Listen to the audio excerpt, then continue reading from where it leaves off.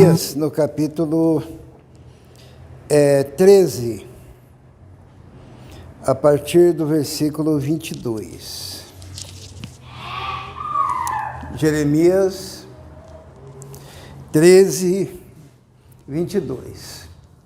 Eu estou na Nova Versão Internacional, tem algumas outras versões que vai estar diferente, que ninguém se escandalize com a Nova Versão Internacional, porque ela é mais,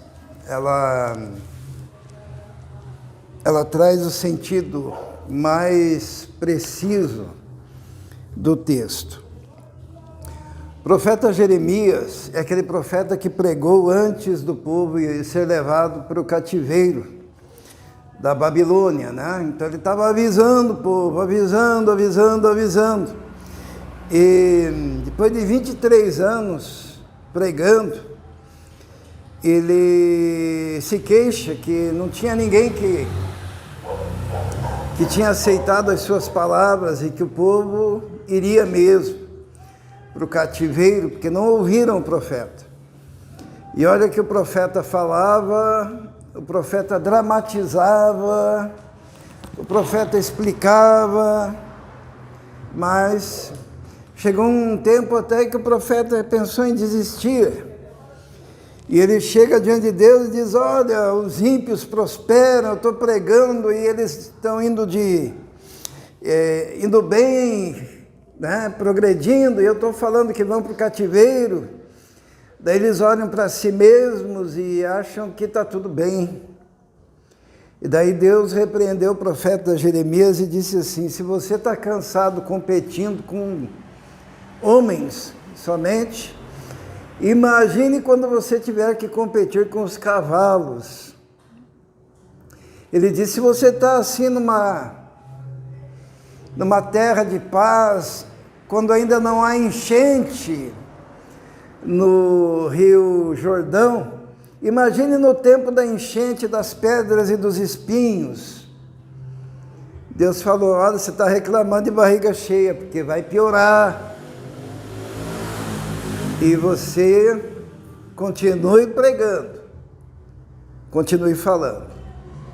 No final ele foi até jogado dentro de uma cova, dentro de um poço, né? Ele foi amarrado, mas tudo que ele profetizou se cumpriu, né? E aqui nesse texto nós encontramos algo muito interessante que dá para aplicar no nosso tempo. Então, Jeremias 13, 22, vamos ler. Diz assim: e se você se perguntar, por que aconteceu isso comigo? Saiba que foi por causa dos seus muitos pecados que as suas vestes foram levantadas e você foi violentada. Será que o etíope pode mudar a sua pele, ou o leopardo as suas pintas?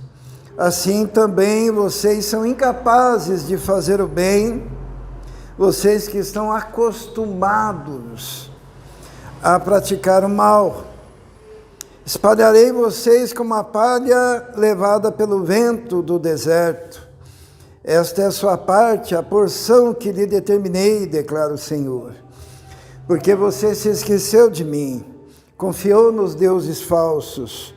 Eu mesmo levantarei as suas vestes até o seu rosto, para que as suas vergonhas sejam expostas.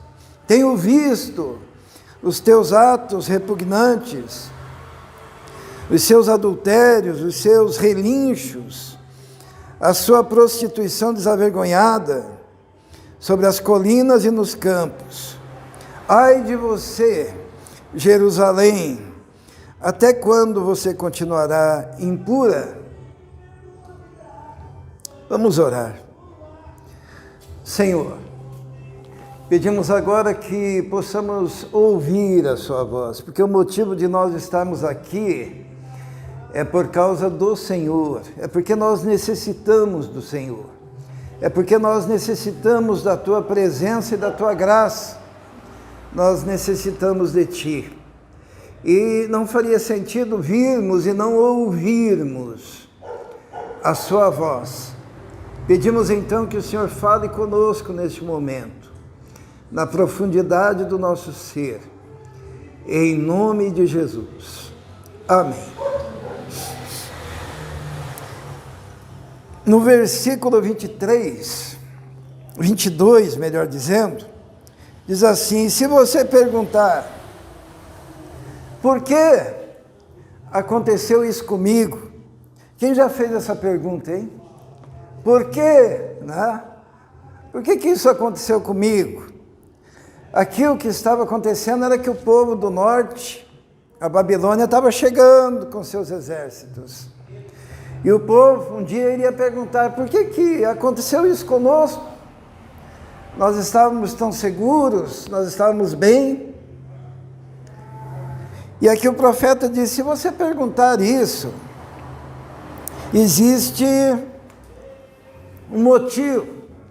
Porque a chegada da Babilônia para conquistar Jerusalém, aqui é comparada terrivelmente pelo profeta Jeremias a um ato violento, porque diz assim, saiba que foi por causa dos seus muitos pecados que as suas vestes foram levantadas. Não é literalmente, mas é o povo sendo invadido por uma outra nação e levado, amarrado, arrastado com ganchos colocado na sua boca para uma nação, para um lugar estrangeiro. E depois, quando isso estivesse acontecendo, eles iam perguntar, por que aconteceu comigo? Por que Deus permitiu isso? E o profeta, então, ele começa a dar algumas razões, e essas razões é que nós vamos ver agora. Quais são as causas? E a primeira causa, o primeiro motivo, está no versículo 23, vamos ler ali. O profeta ele diz assim, será que mudar a sua pele, ou o leopardo as suas pintas, assim também vocês são capazes de fazer o bem, vocês que estão acostumados a fazer o mal. Eu gosto dessa palavra, na versão de alguns irmãos está vocês que são ensinados a fazer o mal, e na nova versão internacional, está vocês estão acostumados a praticar o mal. Se vocês já têm esse costume, será que vocês podem mudar? E ele faz então essa comparação, pode o etíope mudar a cor da sua pele? Pode um leopardo arrancar as suas pintas? A resposta é não, né? Assim também vocês são incapazes de fazer o bem, já que vocês estão acostumados a fazer o mal. Então, o primeiro motivo que o profeta Jeremias, ele coloca para que houvesse aquela invasão, aquela violência terrível contra o povo, é uma coisa que a gente chama de costume. Quando você está acostumado, quanto tempo demora para você adquirir um hábito? Quanto tempo? Existem pessoas que são acostumadas, e não é o caso dos irmãos, tá? Eu sei que tem um trabalhando, tem outro trabalhando, tem outro indo para outro lugar, mas existem pessoas que estão acostumadas a chegar atrasadas em qualquer situação. Qualquer situação. Seja no aniversário, até os meus filhos às vezes brincam comigo, né? Porque eu quero chegar, quanto tempo antes aqui na igreja, filho? 3 horas antes. Diz, mas 3 horas antes, por que tanto tempo? Eu tenho que preparar a mensagem, eu tenho que limpar, né, ver se precisa de alguma coisa, às vezes o som dá um crepe, tem que arrumar, aproveito, fica ali na frente, convido alguém, eu tenho essa mania, né? Quando é um aniversário, então, até eu fico constrangido, se está marcado para 3, adivinha que hora que eu chego? 3, porque daí é vergonhoso chegar muito cedo, né? Então, marcou 3. Quem marca normalmente já pensa em começar às 4, né? Não é assim? Né? Que nem no tempo em que nós éramos adolescentes, quando tinha um acampamento, era marcado para o ônibus sair às 7, mas a gente sabia que ele ia sair às 8, 9. E os dirigentes também, mas eles já falavam 7 porque sabia que todos estavam o quê? Acostumados. É um vício, né? E é alguma coisa instintiva também. Aqui quando fala do leopardo, quando fala do etíope, é algo da natureza. E se a natureza não for transformada, nós que somos acostumados a praticar o mal, e agora eu não estou falando só de atraso, estou falando de praticar o pecado, né? Existem hábitos que se estabelecem na vida da gente. E aquele povo tinha o hábito, tinha o vício, tinha o instinto, tinha na sua natureza o pecado. E o pecado ele se estabelece dessa forma. E muitas vezes é no hábito. Né? É no hábito. É no costume. Se você repete a mesma coisa por muito tempo, todos vão esperar de você aquela atitude, não é verdade? Ninguém se surpreende. Por quê? Porque é costume, porque é hábito, né? E aqui o profeta ele diz, olha, assim como o etíope não consegue mudar a cor da sua pele, assim como o leopardo não consegue arrancar as suas pintas, assim vocês também, que estão acostumados a fazer o mal, não vão praticar o bem. Então existem coisas que se apegam a nós como vício. Porque o crente ele gosta muito de falar do vício do cigarro, né? Do vício da bebida, do vício das drogas. Mas existem outros vícios que nós adquirimos, hábitos. Porque existem hábitos que são bons e hábitos que são ruins. Por exemplo, no que concerne, por exemplo, aos dízimos e às ofertas. Tem crentes que não conseguem gastar 1 centavo do seu salário sem primeiro consagrar ao Senhor, né? Tem um pastor que estava comentando esses dias, ele falou assim que quando ele era ainda muito jovem, ele ia com o pai dele no banco para pegar dinheiro, né? Cartão, pegar o dinheiro do seu salário. Não lembro se era salário, se era aposentadoria. E daí pegava o dinheiro e tal, ia para casa. Só que daí no meio do caminho, parava para abastecer e dizia assim, filho, você coloca gasolina no carro, no meu carro, depois eu te dou o dinheiro. Daí o rapaz dizia, mas pai, você acabou de sacar lá o seu salário no caixa eletrônico. Daí ele dizia, filho, eu ainda não consagrei. Eu ainda não consagrei.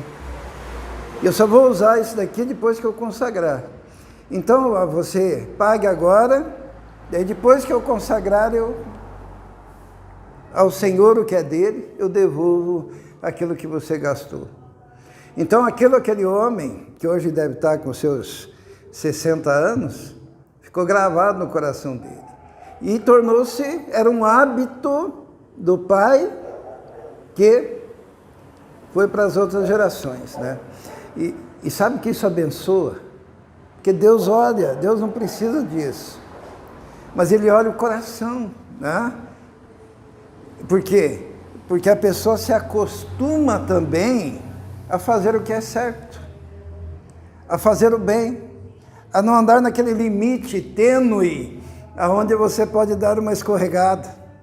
Porque cá entre nós, se a gente primeiro pagar a água, pagar a luz, pagar o telefone, pagar o carnê, pagar o IPTU, pagar o cartão de crédito, pagar não sei o que lá mais, e daí depois pensar no Senhor, e depois pensar na obra de Deus, e depois pensar nos missionários, nós estamos ali num limite muito tênue de escorregarmos. É verdade ou não? Não dá aquela tentação? Puxa, né?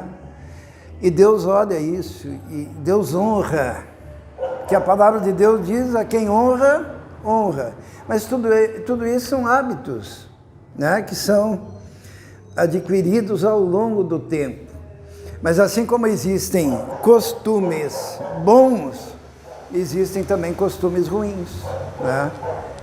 Costumes, porque de não priorizarmos aquilo que agrada a Deus. Por exemplo, ler a Bíblia é um hábito tremendamente saudável. Ter momentos de oração é um hábito tremendamente saudável. Orar antes das refeições, né? E aqui o profeta diz: olha, chegou tudo isso de repente como uma violência, porque vocês não conseguem fazer o bem. Por quê? Porque estão acostumados, têm o hábito de fazer o mal. O segundo motivo está no versículo 24. Diz assim, ó: espalharei vocês como palha levada pelo vento. Existe também uma figura aqui muito importante, que o segundo motivo é a leviandade. Porque palha é muito leve, né?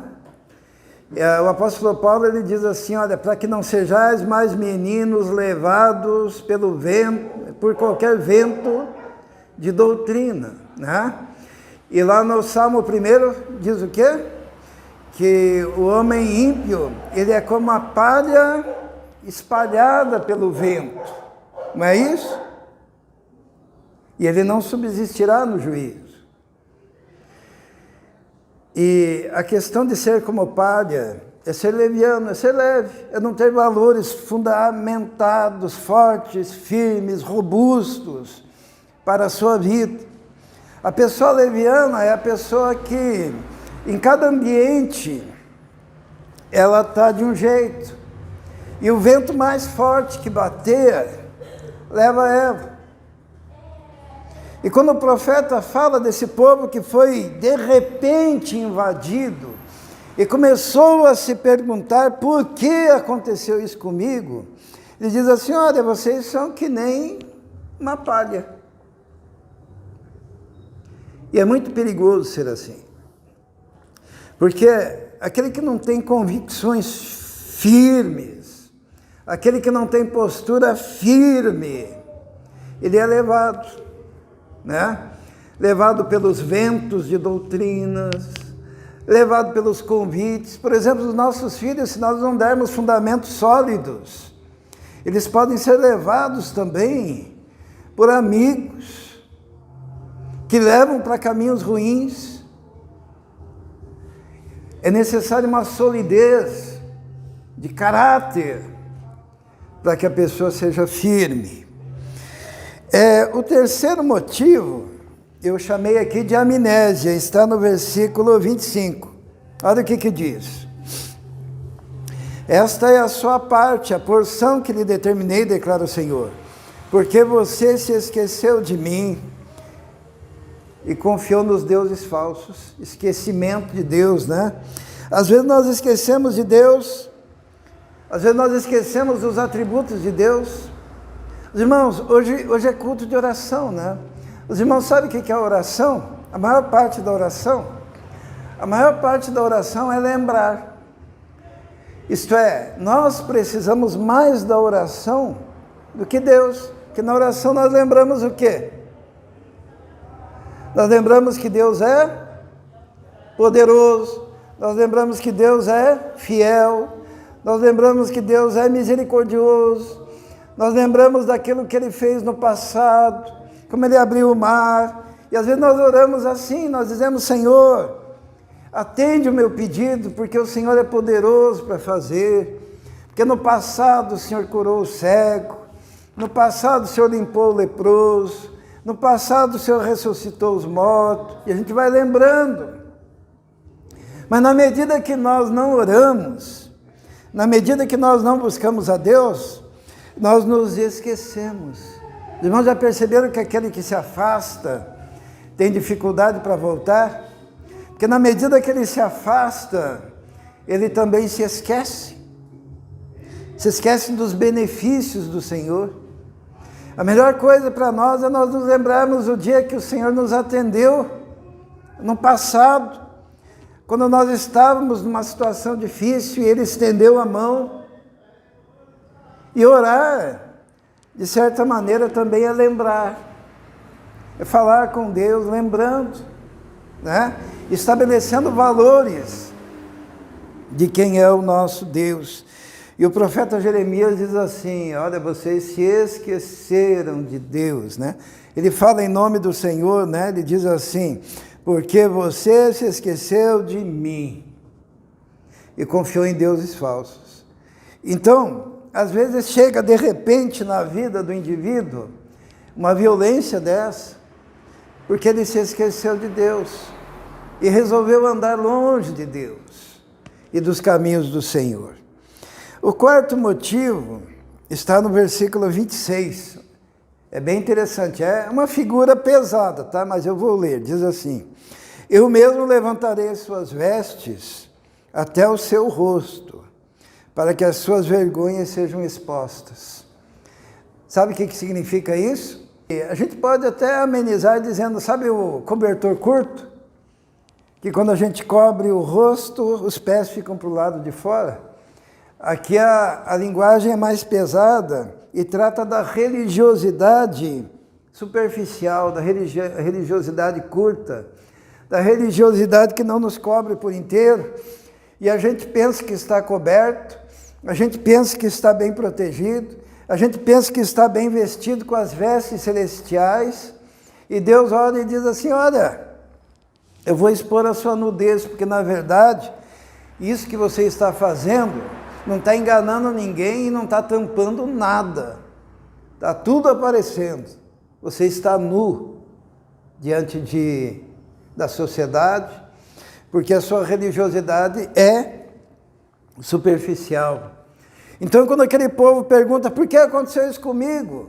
Uma das respostas é, por quê? Porque a sua religiosidade é curta, é incompleta, é superficial, e a violência naquele sentido veio sobre você porque está tudo exposto. E longe de nós, que nós vivamos um cristianismo falso, né? Porque isso é um cristianismo falso.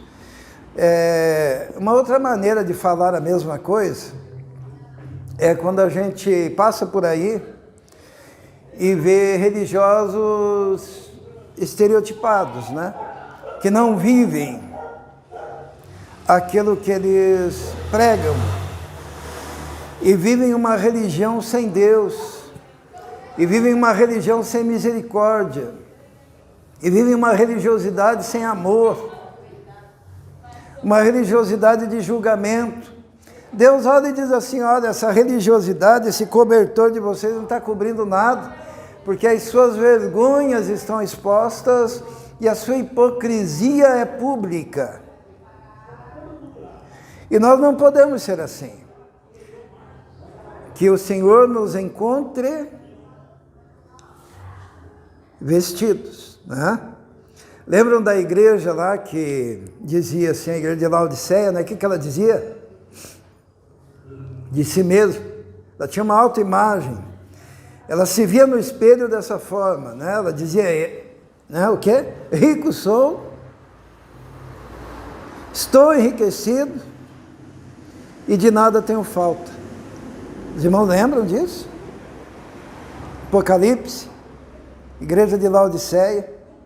Rico sou, estou enriquecido e de nada tenho falta. Daí o que Jesus responde para essa igreja? E não sabes que és o quê? Miserável, cego, pobre e nu. Então é terrível essa religiosidade superficial que a pessoa acha que está abafando. Porém, Jesus olha e diz, você é miserável, você é pobre, você é cego, você está nu, aconselho-te que compres de mim, o quê? Vestes limpas, não é isso? Colírio para os olhos, certo? Estão lembrados? Lá em Apocalipse, eu vou ler o texto. No livro de Apocalipse, no capítulo 3, no versículo 17. Apocalipse 3, 17 diz assim, você diz, estou rico, adquirindo riquezas, não preciso de nada. Não reconhece, porém, que é miserável, digno de compaixão, pobre, cego e que estás nu. Dou-lhe este conselho, compre de mim ouro refinado no fogo, e você se tornará rico. Compre roupas brancas e vista-se, para cobrir a sua vergonhosa nudez, e compre colírio para ungir os seus olhos e poder enxergar. Voltando para Jeremias no capítulo 13, a ideia é essa. Eles imaginavam que estavam cobertos, porém, as suas vergonhas estavam expostas, e por isso chegou a calamidade de repente, como a grande Babilônia, e fez o quê? Invadiu, como se for uma violência. E a figura de linguagem é tão pesada que diz que é uma violência naquele sentido mais duro da expressão. E o motivo 5, que Jeremias fala, para eles, o motivo por que isso aconteceu, está no versículo 27. Diz assim, tenho visto os teus atos repugnantes, os seus adultérios, os seus relinchos, a sua prostituição desavergonhada sobre as colinas e nos campos. Ai de você, Jerusalém, até quando continuarás impura? Então aqui, o Senhor, ele começa dizendo no versículo 27, eu tenho visto, Eu tenho visto. Porque nós nos esquecemos, e esse quinto motivo eu chamo de efeito reality show. Eu não sabia o que dizer, daí, como expressar isso de uma forma que fosse inteligível, Então é o efeito reality. Quando alguém está lá no Big Brother, no reality show, no começo ele fica olhando as câmeras, Porque ele sabe que está sendo vigiado. Mas dali a pouco o que acontece? Ele esquece que está sendo vigiado. Ele esquece as câmeras. De vez em quando ele lembra. Mas é porque o dia a dia vai tomando conta. E aqui Deus está falando, eu tenho visto. Porque nós nos esquecemos que nós vivemos num grande reality show. Por quanto tempo Deus nos vê? Cada segundo. Não importa o que você esteja fazendo. Está tomando banho, Deus está vendo. Está, sei lá, tomando café, está no serviço, está no caminho, está mentindo, está fazendo alguma fofoca, está evangelizando, está cantando louvores, Deus está vendo. Nós vivemos um grande reality, Quantos anjos que Deus tem?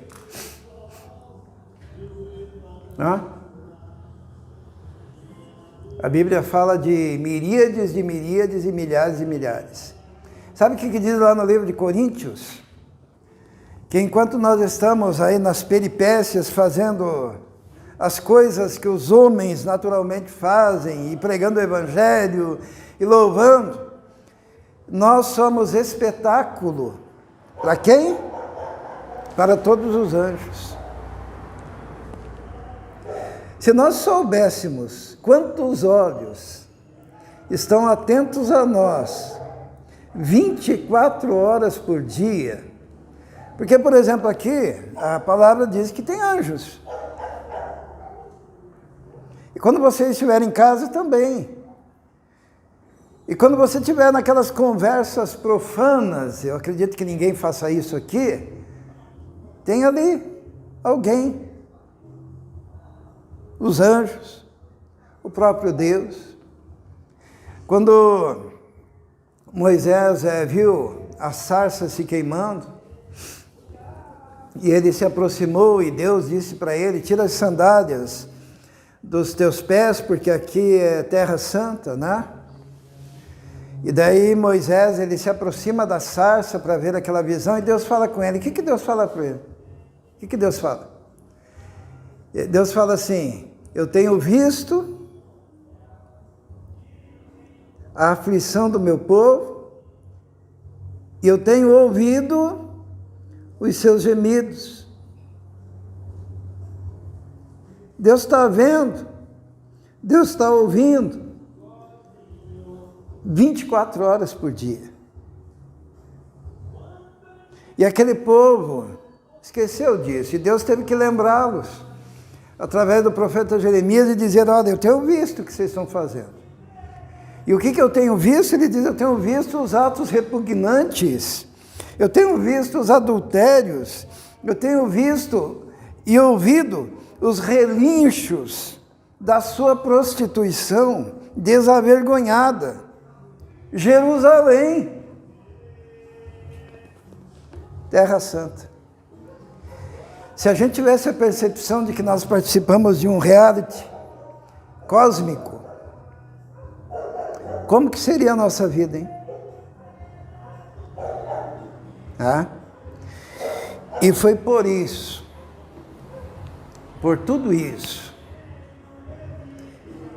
que de repente aquele povo da Babilônia invadiu Jerusalém,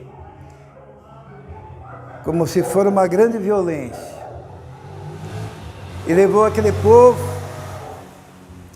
que ficou cativo por 70 anos em terra estranha, porque eles haviam se esquecido. Nem pensavam nessas coisas. Mas e daí, irmãos? E se nós tivermos agido errado num desses quesitos, porque nós somos imperfeitos, existe sempre a possibilidade de nós mudarmos de atitude, né? Lembra do temperamento de Moisés? Como é que era Moisés, né?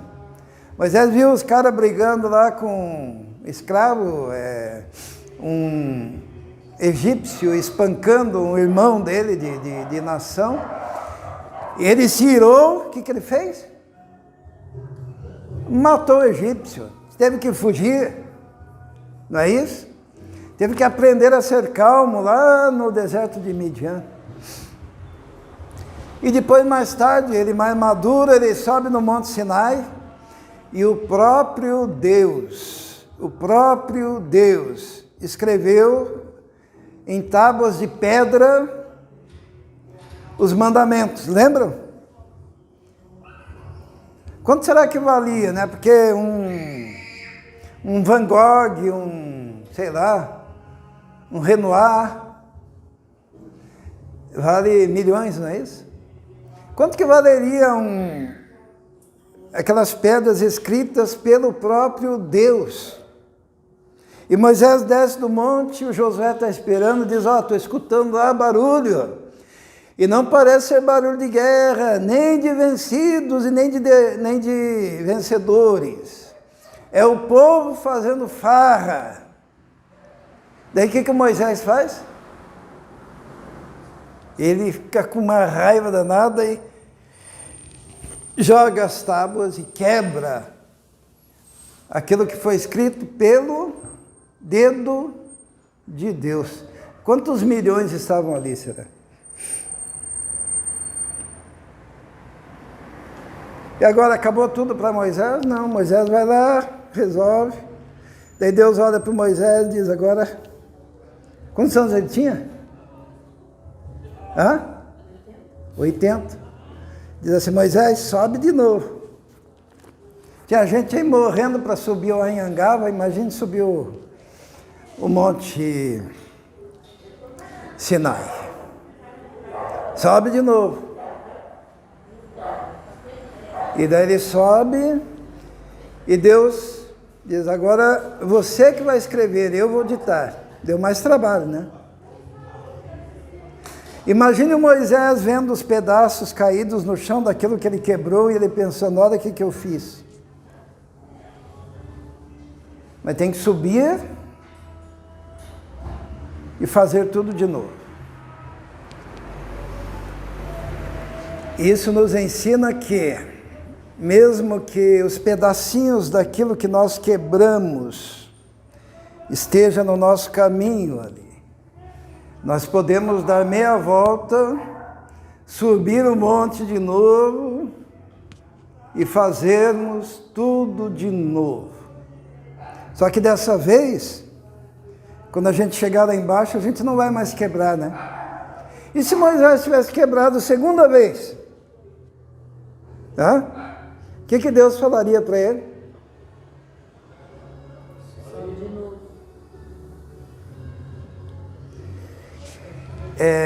Enquanto há paciência da parte de Deus, ele diz, Bia, sobe de novo. Fernanda, quebrou? Vai e conserta. Se nós estamos errando em tudo isso, nós podemos sair daqui hoje pensando assim, eu vou sair daqui e vou reconstruir. Vou fazer de novo. Fazer da melhor maneira possível. Para agradar a Deus. Que o objetivo de Deus na nossa vida é que nós possamos agradá-lo em tudo. Amém?